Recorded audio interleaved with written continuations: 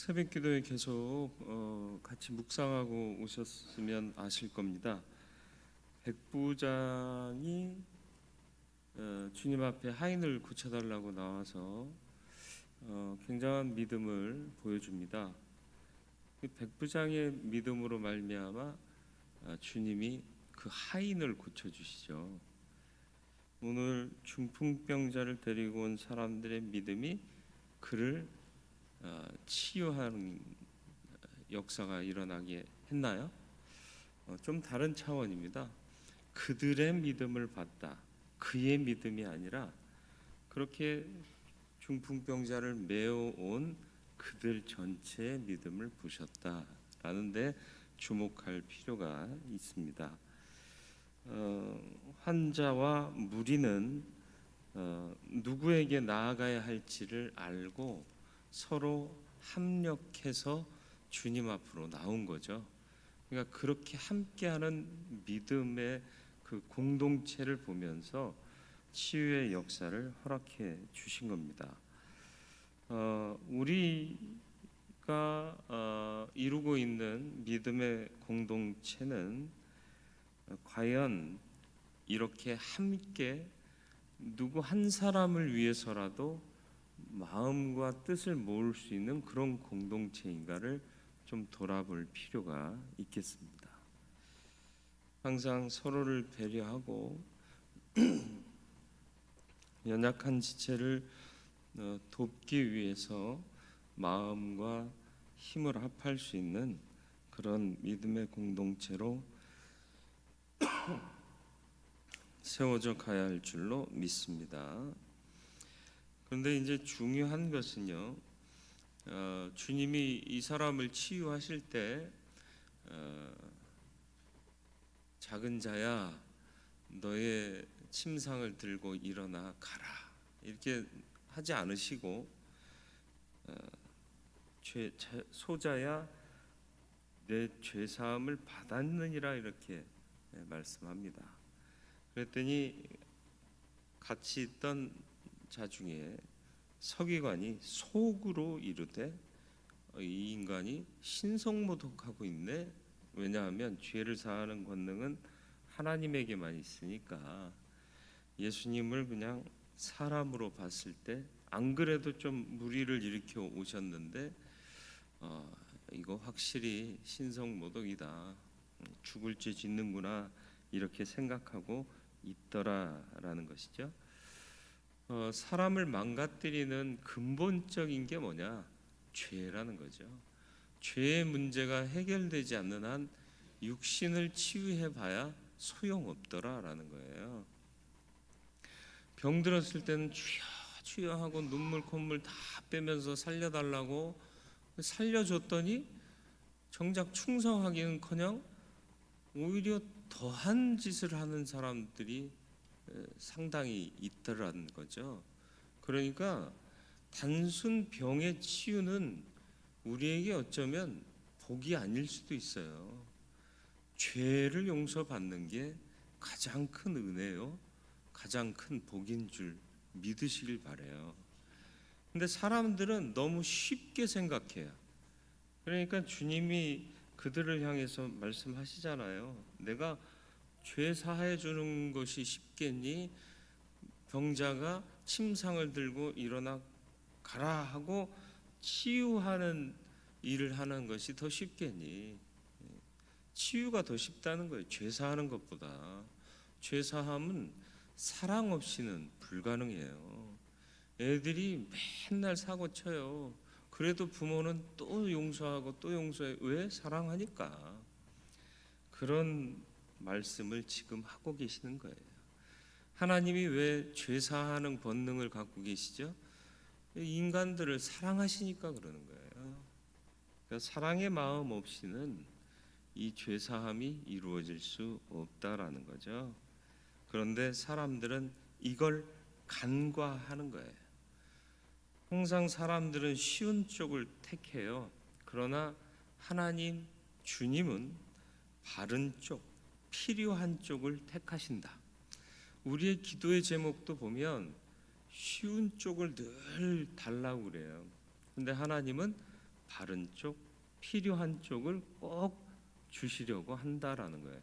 이걸 깨달으면 야, 이게 은혜다라고 감탄하고 더 크게 감사할 수 있는데, 우리는 어린아이 같아서 이거 안 주면 떼쓰고 울고 그렇게 되는 경우가 허다하더라는 거죠. 저와 여러분들의 인생을 마비시키는 것은 육신의 질병이 아니라 마음의 죄라는 것을 잊지 마시고, 주님은 쉬운 것을 해결하려고 오신 분이 아니라 근본적인 우리의 정말 진짜 생명이 달려 있는 것을 사느냐 죽느냐의 문제에서 접근하신 사랑의 주님이신 것을 깨닫기를 주님의 이름으로 축원을 드립니다. 침상에 누워 있던 중풍병자를 일으키셨고, 또 돈밖에 모르고 살고 성공밖에 모르고 살던 세리인 마태를 부르셨지 않습니까? 또 세상을 거절하고 혐오하던 세리와 죄인들과 식탁의 교제를 나누십니다. 그것은 제사보다 긍휼을 원하시는 하나님께서 기뻐하시는 자리고, 주님 말씀하신 것처럼 의인보다 죄인들을 부르러 오신 주님의 소명에 어울리는 자리였지만 사람들은 그렇게 보지 않았다. 오늘 이 시대에도 우리는 동일한 실수를 저지르고 있습니다. 우리 가운데 흔히 말하는 죄인이나 이런 소외된 자들이 오면 과연 환영할 수 있을까요? 여러분은 그들과 함께 식탁 교제를 가질 수 있겠습니까? 돌아보실 수 있기를 바라요. 저도 쉽지는 않을 것 같아요. 그런데 그게 가능해져야 주님을 따를 수 있는 거예요. 그리고 죄인일수록 우리가 전하는 복음이 더 필요한 자입니다. 때가 많이 꼈을수록요, 비누 많이 묻혀야 돼요. 그러니까 죄가 클수록요, 하나님의 은혜가 더 많이 쓰여져야 된다는 거예요. 우리의 수고도, 하나님의 사명을 받은 우리의 수고도 더 많이 투여돼야 되는데, 우리는 여기서도 쉬운 쪽을 택해요. 멀쩡하고 또 말 잘 듣고 그럴 사람을 자꾸 전도한다고 그러지 않습니까? 주님의 원칙과 주님의 뜻을 헤아려 주 뜻대로 살아가고 닮아갈 수 있는 저와 여러분들이 되어야 할 줄로 믿습니다. 내가 병든 죄인이며 주님은 죄인을 용서하시고 죽은 자를 살리실 수도 있다는 믿는 사람들, 그리고 그 모든 기적과 이적의 근거가 사랑에 있음을 깨달은 사람들은 은혜의 역사를 이룰 수 있습니다.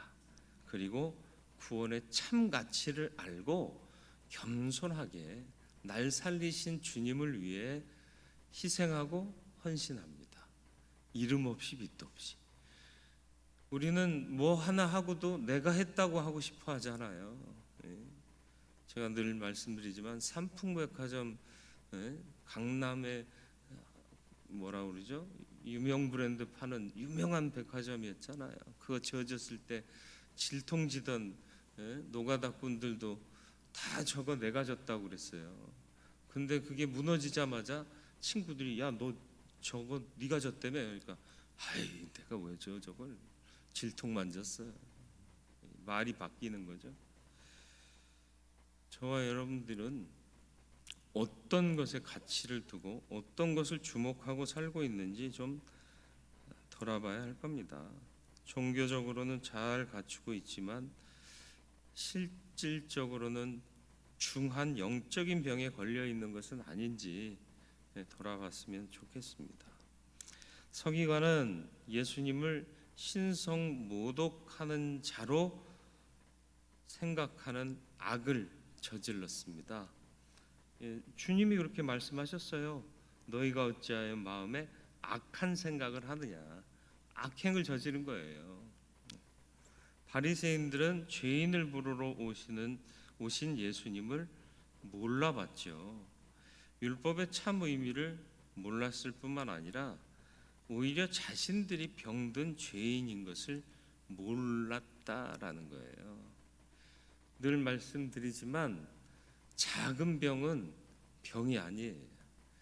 큰 병, 큰 병들은 어떤 병들이 대부분 큰 병이냐 하면 자각 증상이 없다는 거예요.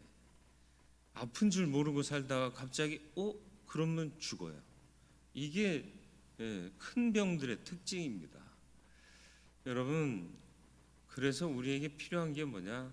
건강검진이래.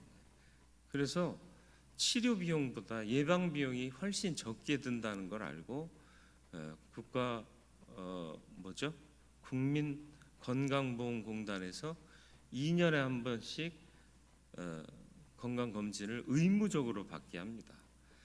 받게 해서 안 받아서 문제가 생기면 네 책임이다 이거죠. 왜 이렇게 강제적으로까지 할까? 예방해야 되기 때문에, 살려야 하기 때문에.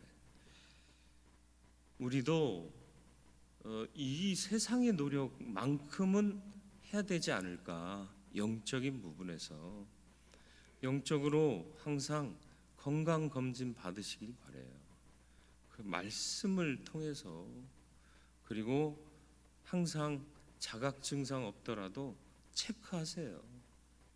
건강하기 위해서. 물론 운동하시고 취미생활 하시는 것도 좋지만 그보다 더 중요한 것은 점검하는 겁니다. 말씀 주실 때 점검하고 정말 진지하게 돌아보고 묵상하며 자기 돌아보는 일들이 있으면 내가 건강한 사람인지 아닌지, 만약에 나에게서 흠이 발견되고 죄가 발견되면 전심을 다해서 회개하시고,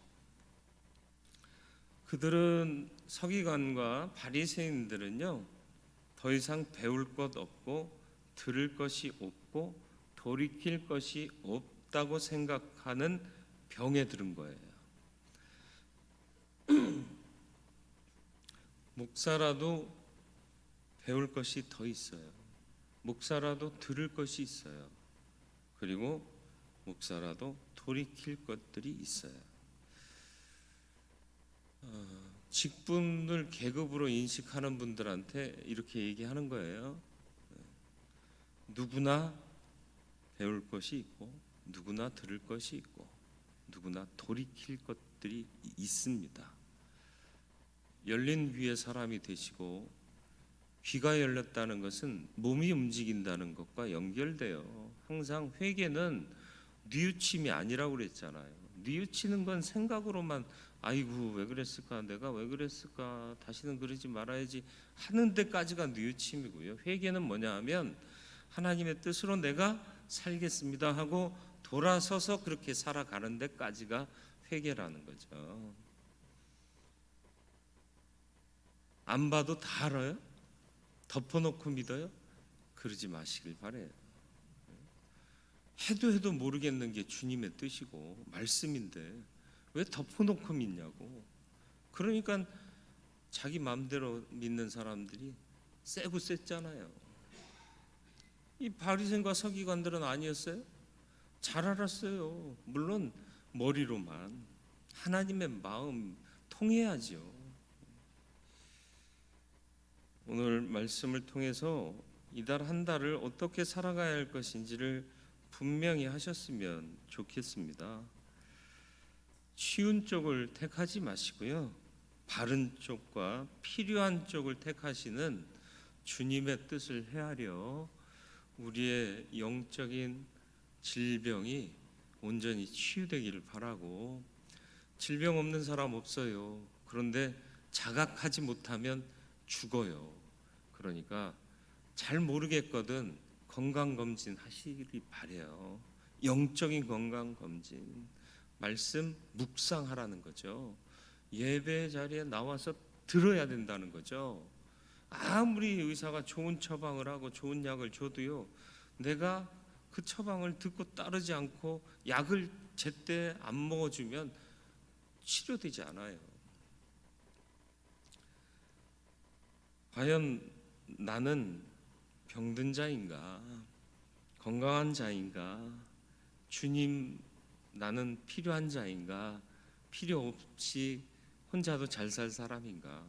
좀 진지하게 생각하고 종교적으로 잘 갖춘 사람이 아니라 주의 은혜를 구하며 살아갈 수 있는, 그리고 죄인들 세리와도 함께 식탁 교제를 하셨던 주님의 모습을 닮아갈 수 있는, 치유는 사랑으로부터 시작되고 사죄 역사도 은혜도 사랑으로 기인한 것임을 잊지 마시고 주님의 사랑을 닮아가기를 축원합니다. 그리고 함부로 판단하지 마시고요, 배우고 듣고 돌이키는 삶을 살 수 있는 은혜의 사람들이 되시기를 주님의 이름으로 축원을 드립니다. 거룩하고 자비로우신 아버지 하나님, 이 한 달을 어찌 살아야겠습니까? 주신 말씀대로 살기를 원합니다. 들을 귀를 주셨사오니 들은 대로 실천하며 살게 하여 주옵소서. 교만해지지 말게 하시고 사랑으로 우리의 죄를 사하시고 또 죄인인 우리를 불러 의롭게 바꾸어 주신 그 은혜를 감격하며 살아가게 하여 주옵시고, 죄인과 세리들과 함께 식탁 교제를 나누셨던 주님, 그 주님의 모습 닮아가는 우리 되게 하여 주시옵소서. 우리는 배우고 듣고 돌이키는 삶을 살 수 있는 은혜의 사람들 되게 하여 주옵소서. 예수님의 이름으로 기도드리옵나이다. 아멘.